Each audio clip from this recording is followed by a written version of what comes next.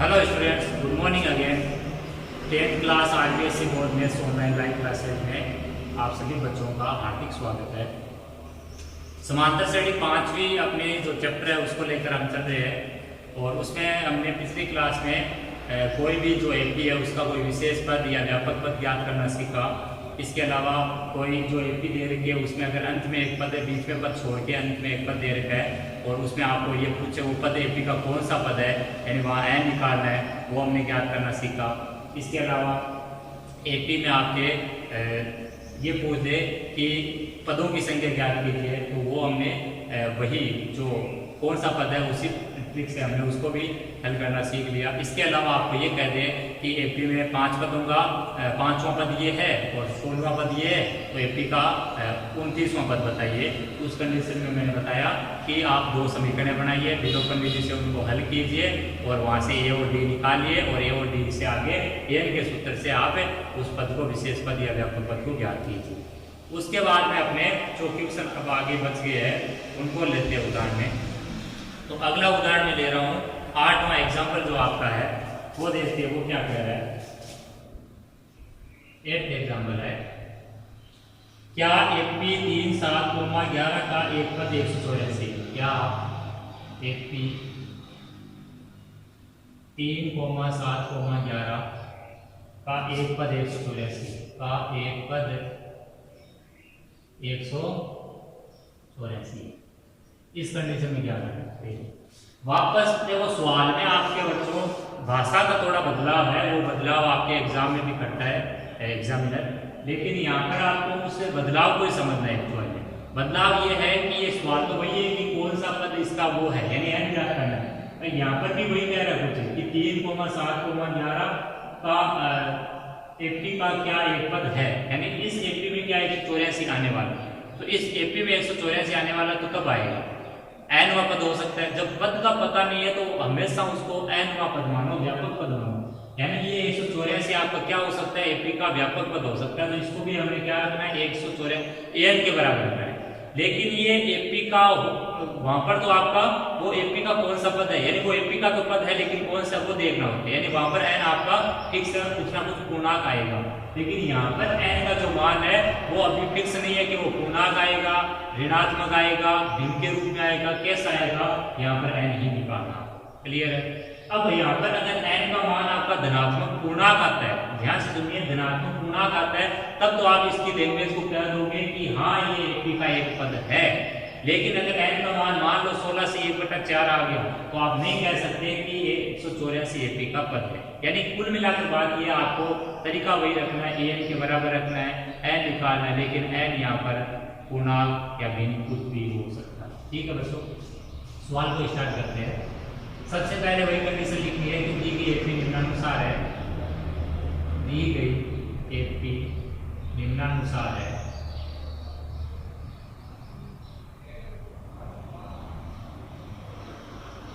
तीन 7, 11। ठीक है बच्चों, आगे है 184। अब आपको यहाँ पर लिखना है प्रथम पद ए बराबर कितना 3, सार्वधातुक डी आपको कितना जाएगा a2 - a1 बराबर 7 - 3 यानी 4। सार्वधातुक और प्रथम पद आपको मिल गया। 2 चीज लिखने के बाद में आपको पुनः लिखना है, पुनः मानना कि अब यहाँ पर आपको एन बराबर डायरेक्ट नहीं लिखना है कि एन बराबर 184। आपको यहाँ पर अगले ने पूछा है कि क्या ये एपी का 184 पद है, तो आपको यहाँ लिखना है कि पुनः मान लेता हूं मैं कि 184 एपी का पद है। तो आपको लिखना है पुनः मानना कि 184 एपी का कौन सा पद मान सकते हो, मानने पे आप एनवा पद 184 एपी का एनवा पद है। ठीक है बच्चों, लैंग्वेज पर थोड़ा ध्यान दीजिए। एपी का एनवा पद है, अर्थात एनवा पद अगर इसको मानना है तो इसको क्या मानोगे, एन बराबर 184। फिर लिखोगे हम जानते हैं कि अब एन बराबर लिखने का मतलब क्या आपका इसको फॉर्मूले के बराबर होना चाहिए। तो हम जानते हैं कि एन बराबर ए प्लस कोष्टक एन माइनस 1 कोष्टक 1 डी। फिर लिखोगे प्रश्नानुसार, प्रश्नानुसार आपका ये जो एन है वो 184 के भी बराबर है। तो आप लिखोगे 184 बराबर ए प्लस कोष्टक एन माइनस 1 ब्रैकेट डी। अब यहाँ पर आपको क्या करना है, ए व डी का मान रखना है, ए व डी का मान रखने का। जब ए और डी का मान रखोगे तो किसका मान मिलेगा आगे, एन का। 184 बराबर ए का मान आपका कितना है 3 प्लस डी का मान आपका कितना है 4। इसको हल कर लो, 3 प्लस ये अंदर मल्टीप्लाई कर दो, 4n माइनस 4, ये बन जाएगा 4n माइनस 184 का। ठीक है बच्चों, अब देखिए आगे, या 4n बराबर 184 में एक जोड़ दो कितना आ जाएगा 185, इसलिए n बराबर जब निकालोगे तो 185/4 और 185 में 4 का जब भाग लगाओ कितनी बार जाएगा, 2 बच गया 6 1, 46 से 1/4 और 46 से 1/4 आपका जो है वो किससे बिलोंग नहीं कर रहा है, किस समुच्चय में नहीं आता, प्राकृत संख्याओं के समुच्चय में नहीं आता, क्योंकि आपका जो n का मान आना चाहिए वो क्या आना चाहिए, एक प्राकृत संख्या कह दो या धनात्मक पूर्णांक। तो आप प्राकृत संख्या या आपके धनात्मक पूर्णांक में n का मान जो आया है वो नहीं है, इसका मतलब उसमें है तो आपका ये उसका पद होगा, अगर नहीं आया तो ये इस एपी का पद नहीं है, तो आप लिखोगे अतः 184 दी गई एपी का पद नहीं है। क्यों, क्योंकि n का मान जो आया वो कैपिटल N से बिलोंग नहीं कर रहा, अतः 184 दी गई एपी का पद नहीं है। ठीक है बच्चों, इस टाइप के सवाल अक्सर एग्जाम में कम पूछे जाते हैं, लेकिन फिर भी आपको ध्यान रखना है। अब जो एग्जाम में पूछने लायक सवाल है वो अपने अब लेते हैं अगला, वो इम्पोर्टेंट है उस टाइप के सवाल। ये जो सवाल जितने भी है वो सवाल 5.2 में आपके सारे के सारे मिलेंगे, आपको सारी की सारी यूनिट आप जब ये एग्जाम्पल सीख लोगे तो आप अच्छे से कर पाओगे। इसलिए बार बार मैं अपने लैंग्वेज को दोहरा रहा हूँ क्योंकि उसमें वो आप खुद से ट्राई करना, जिससे आपके ज़्यादा से ज़्यादा जो चीज़ें हैं वो क्लियर हो सके। आप खुद से ट्राई करोगे तब आपको चीज़ें पता चलने लगेगी कि ऐसा होने पर ऐसा करते हैं।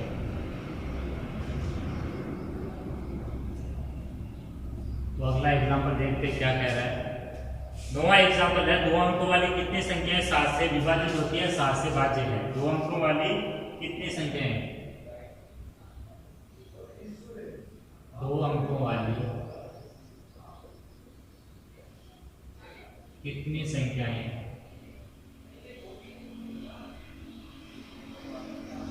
7 से विभाजित। ठीक है बच्चों, इस टाइप के क्वेश्चन समझिए। 2 अंकों वाली कितनी संख्याएं 7 से विभाजित, अगर ये से कह दे कि 2 अंकों वाली कितनी संख्याएं 5 से विभाजित है, या फिर 3 अंकों वाली कितनी संख्याएं हैं वो आपके 10 से विभाजित, इस टाइप के सवाल कहते हैं। तो इस टाइप के सवाल में क्या करना आपको कि वो संख्या 2 अंकों की होनी चाहिए और 7 से विभाजित भी होनी चाहिए, इसका मतलब ये पहले। तो इस टाइप के सवाल में पहले आपको एपी बनानी पड़ती है। एपी बनाने से पहले क्या चीजें सीखनी है कि 2 अंकों वाली कितनी संख्या है, तो 2 अंकों की संख्या की शुरुआत आप रफ कॉपी में कीजिए पहले इस टाइप के सवाल।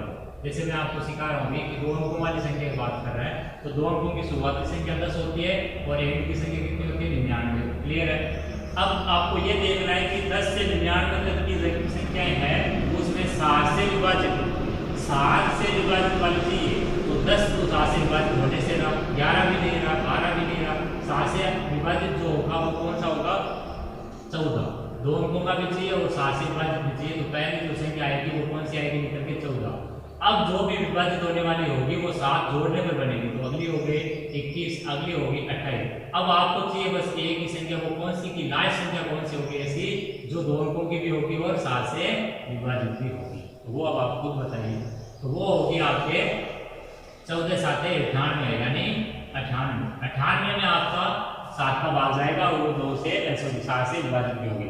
एपी आपकी जो बनेगी वो बनेगी 14, 21, 28। 3 पद लिखने हैं आपको एपी लिखने के लिए और अंतिम पद आपका इसमें मिल जाएगा वो है 98। अब ऐसा करके आपका सवाल जो इनडायरेक्ट फॉर्म में था वो डायरेक्ट फॉर्म में बन गया। अब आप सब समझ गए कि इस एपी से आपको 2 चीजें ए और डी निकल जाती है और अंत में कोई पद दिया है तो वो एन होता है। एन को सूत्र के बराबर रखिए, 5 से 30 चीज क्या निकाल के एन। और यहाँ पर पूछा भी क्या है कितनी संख्याएं, कितनी संख्याओं का मतलब है यहाँ पर क्या निकालना था, एन निकालना था। क्या निकालना था, एन निकालना था। अब सवाल करते हैं। तो सबसे पहले हम लिखेंगे 7 से विभाजित होने वाली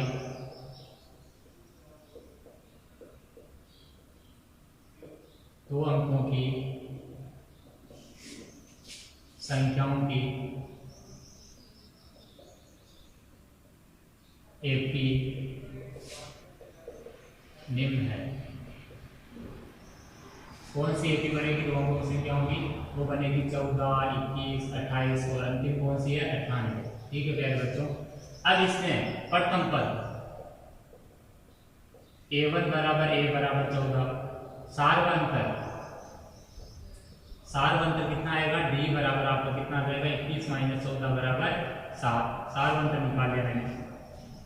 वह an बराबर कितना है 98। an बराबर कहां से? अंतिम पद दिया है 98, तो वो आपका व्यापक पद यानी an होता है। वह n बराबर यहाँ पे क्या करना है? ज्ञात करना है। n ज्ञात करना है, कितनी संख्याओं का मतलब है n ज्ञात करना है। अब हम लिखते हैं an बराबर दिया तो हम an का फॉर्मूला यूज करेंगे। तो हम जानते हैं कि an बराबर a प्लस कोष्टक n माइनस 1 कोष्टक 1 b। अब इसमें क्या करेंगे? अपने मान रखेंगे। तो मान रखने पर जब मान रखेंगे तो करेंगे तो कितना आएगा? देखिए मान रखने पर an की जगह 98 है, a की जगह आपका 14 है, n की जगह आपको ज्ञात करना है रहेगा, d की जगह आपको कितना है 7। अब इस चीज को हल करेंगे तो हल कैसे करेंगे? 98 बराबर 14 प्लस 7n माइनस 7। 14 में से 7 गया कितना बचा? 7। तो 98 बराबर 7n प्लस 7 या 7n बराबर 98 माइनस 7। 98 में से 7 गया 91, n बराबर कितना आ जाएगा? 91 बटा 7 यानी आपका आ गया 13। इसका मतलब है कि 7 से विभाजित होने वाली 2 अंकों कितनी संख्याएं हैं टोटल अपने पास में? 13। ठीक है प्यारे बच्चों, तो हम लिखेंगे लास्ट में अतः 7 से विभाज्य 2 अंकों की कुल संख्याएं 13। यहां पर जाकर अब आपका क्वेश्चन खत्म हो जाता है।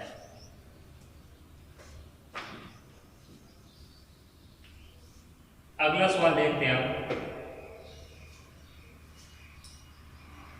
अब देखिए बच्चों, अभी तक जो एपी में हमने पद ज्ञात किया था, जैसे एपी का 28वां पद ज्ञात कीजिए या 12वां पद ज्ञात कीजिए, वो आपका पद था एपी का शुरुआत से 5 से शुरुआत से। लेकिन कभी कभी क्या कह दिया जाता है? कभी कभी कह दिया जाता है कि इस एपी का अंतिम से 16वां पद ज्ञात कीजिए, एपी का अंतिम से 40वां पद ज्ञात कीजिए। तो जब एपी का अंतिम से आपको पद ज्ञात करना है तो उस कंडीशन में क्या करना वो समझिए। जब एपी का अंतिम से पद ज्ञात करना है तो 2 चीजें चेंज होती है। कौन कौन सी? एक तो जो प्रथम पद होता है वो अंतिम पद वाला जो मान है वो बन जाता है, क्योंकि अंतिम से ज्ञात करेंगे तो अंत वाला पहला बन जाएगा। और एक जब अंतिम से पद ज्ञात करेंगे तो सारवंतर जो पॉजिटिव आता है वो नेगेटिव बन जाएगा, नेगेटिव आता है वो पॉजिटिव बन जाएगा। तो उस कंडीशन में आपको बीच में जो प्लस का चिन्ह होता है a प्लस कोष्टक n माइनस 1 कोष्टक 1 b, वहां पर प्लस की जगह माइनस का चिन्ह काम लेना है। बाकी सारी चीजें वही रहेगी, n वही रहेगा, d आपका उतना जो निकलेगा अंतर वो रहेगा। सवाल लेकर समझते हैं। जैसे आपको कह रखा है कि एपी 10वां उदाहरण है आपका, एपी 3,8,13,253 का अंत से 20वां पद ज्ञात कीजिए। का अंत से 20वां पद, अंत से कौन सा पद ज्ञात करना? आपको 20वां पद ज्ञात करना है। तो समझिए इस एपी का अंत से 20वां पद ज्ञात करना है। ठीक है प्यारे बच्चों, तो अब आप इसमें ये बात लिखिए कि ये n बराबर हो गया 253, ठीक है, और यह हो गया आपका प्रथम पद, ये सारवंतर निकाल लिया आपने। जब भी कोई सवाल अंत से 20वां पद का अगर पूछेगा तो उस कंडीशन में ध्यान रखिए कि ये आपका अभी शुरुआत से अगर होता तो ये अंतिम पद होता, लेकिन जब इसका अंत से पूछ लिया 20वां पद तो इस कंडीशन में ध्यान रखिए कि ये 253 आपका क्या हो जाएगा? प्रथम पद, क्योंकि एपी क्या हो जाएगी? पलट जाएगी। तो 253 पहला पद हो जाएगा। सारवंतर अभी आप देख रहे हो कि 8 - 3 5 आ रहा है, लेकिन जब आप उल्टोगे तो एपी को तो सारवंतर क्या बनेगा? 3 - 8, 3 - 8 कितना बनेगा? -5। तो यहाँ पर दो चीजें चेंज होती है, तो आप एक फॉर्मूला लिख लीजिए पहले। तो किसी भी एपी का अंत से या अंतिम से n पर बराबर अंत से n पर an बराबर l माइनस n-1 d। ये फॉर्मूला होता है आपका। वहाँ जहाँ फॉर्मूले लिख रखे वहाँ पर लिख लीजिए। कभी भी अगर एपी का अंतिम से कोई पद पूछे तो सूत्र हो जाता है an बराबर l माइनस कोष्टक n-1 d। a की जगह l लिख दिया मैंने, और जो अंतिम पद है वो प्रथम पद बन जाएगा, और d जो पद है वहाँ पर पॉजिटिव आएगा, यहाँ पर क्या आ जाएगा, नेगेटिव आ जाएगा। अतः उपरोक्त से यहाँ पर क्या क्या चीजें निकलेगी, प्रथम पद,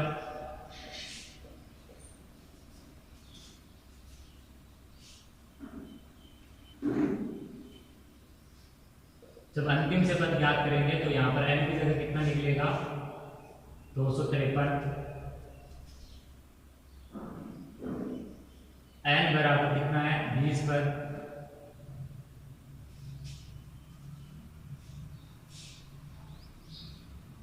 और d बराबर आपका हो जाएगा 8 माइनस 3 बराबर 5।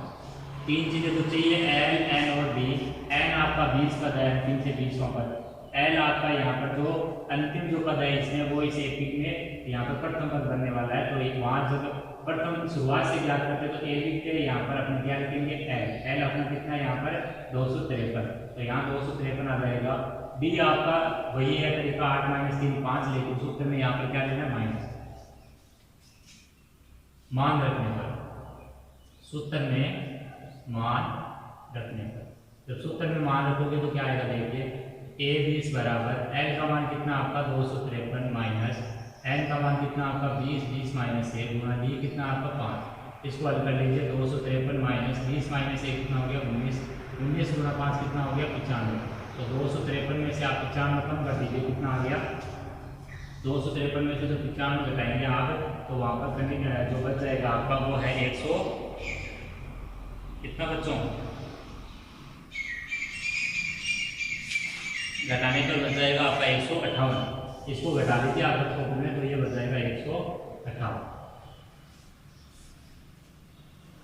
तो आप यहाँ पर लिख सकते हो, अतः दी गई एपी का अंतिम से 20वां पद a20 बराबर 158 है। यह आपका इस सवाल का आंसर। ठीक है बच्चों, अगला एक जो एग्जाम्पल रहा है उसको मैं हिंट दे रहा हूं। इसमें क्या करना है आपको, 10 और 250 के बीच, तो ध्यान रखिए जब ये कह देना कि दो संख्याओं के बीच, तो उस कंडीशन में उनको नहीं लेना है। 10 और 250 के बीच में 10 को भी नहीं लेना, 250 को भी नहीं लिखना, पहला पॉइंट ये लेना। दूसरा है 4 के कितने गुणज, तो 4 के गुणज का मतलब है 4 का पहाड़ा। यहाँ पर जब भी गुणज बोला जाएगा 7 का गुणज, 4 का गुणज, 5 का गुणज, तो 4 के गुणज का मतलब है 4 का पहाड़ा। तो 10 और 250 के बीच में 4 के गुणज कितने कितने होंगे, 4, 8, 12। तो 10 और 250 के बीच में 4 का पहला गुणज आएगा आपका 12, और अगला जब गुणज बनाना है तो वो 4 जोड़ के 12, फिर 4 जोड़ा 16, फिर जोड़ा 20, और लास्ट गुणज जो आएगा वो 4 का भाग देके देख लो 250 से पहले कौन सी संख्या जिसमें जाएगा वो आपकी हो जाएगी 248। ऐसा करते हैं आपके जो भी पीछे सवाल कराया मैंने, उसी प्रकार से जैसे 7 से विभाजित होने वाला, तो उसी प्रकार से एपी बना लेना। एपी बनाने के बाद में उसको एन के मान के बराबर रखे, और वहां से आपको क्या निकालना है, एन का मान। उसी प्रकार से सवाल करना है। बस ध्यान ये रखना है कि 10 और 250 में 10 और 250 को शामिल नहीं करना है। 4 के गुणज का मतलब है 4 का पहाड़ा। 4 का पहाड़ा बोलोगे तो 10 और 250 के बीच में पहली संख्या 12 आएगी, लास्ट संख्या 248 आएगी। बाकी संख्याएं एपी बनने के बाद भी 12 के बाद में 16 और 20 मिलेगी। इस प्रकार से आपको ए, बी और एन बराबर मिलेगा। एन बराबर रख के आप ए और बी का मान पुट करोगे जिससे एन निकलेगा, और ये आपका उत्तर होगा। 5.2 के सवाल जितने आपके संभव होंगे उनको आपको करना है, और लगातार उनकी ग्रुप में टिक है वो शेयर करते रहना। आज की इस क्लास को मैं यहीं पर स्टॉप करूंगा। धन्यवाद।